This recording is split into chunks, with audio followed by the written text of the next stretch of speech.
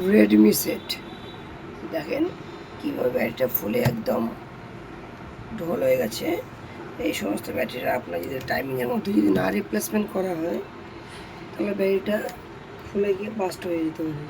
Battery অনেকখানি ফুলে গেছে, তার সুতরাং আপনারা সবসময় একটু ভালো ব্যাটারি লাগানোর চেষ্টা করবেন।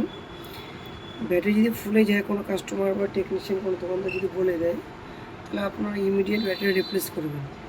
নাহলে চার্জ হতে হতে বা অটো কাট যদি চার্জ কাট না হয় তাহলে সেই ব্যাটারির জন্য আপনার দুর্ঘটনা হতে পারে বড় ধরনের। তো দুর্ঘটনা এড়াতে আপনার তার থেকে 500, 1000, 2000 টাকা যাক তবুও ভালো, কিন্তু আপনি সেফ সাইডে চলার চেষ্টা করবেন। তাতে আপনার ফ্যামিলিও সুরক্ষিত থাকবে, আপনি সুরক্ষিত থাকবেন, আপনার জীবনটাও সুরক্ষিত থাকবে।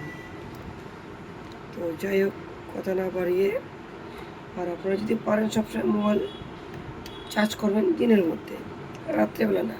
কেন রাত্রিবেলা ভোল্টেজ আপ ডাউন করুন, তাতে অনেক সময় দুর্ঘটনা এড়াতে আপনি দিনের বেলা চার্জ করবেন। রাত্রিবেলা চার্জে বসে আপনি ঘুমিয়ে পড়লেন, সে কারণে আপনার দেখা গেলো অটো কাট যে চার্জিংটা আছে সেটা ওয়ার্ক করলো না, তাতে কী হলো, আপনার দুর্ঘটনায় পরিণত হয়ে গেল। তো সকল কাস্টমারদের উদ্দেশ্যে বলবো, আপনারা দিনের মধ্যেই চার্জ করে থাকুন। আর চার্জার সবসময় অরিজিনাল ব্যবহার করবেন, ব্যাটারিটা একটু সবসময় ভালো কোয়ালিটি ব্যবহার করার চেষ্টা করবেন।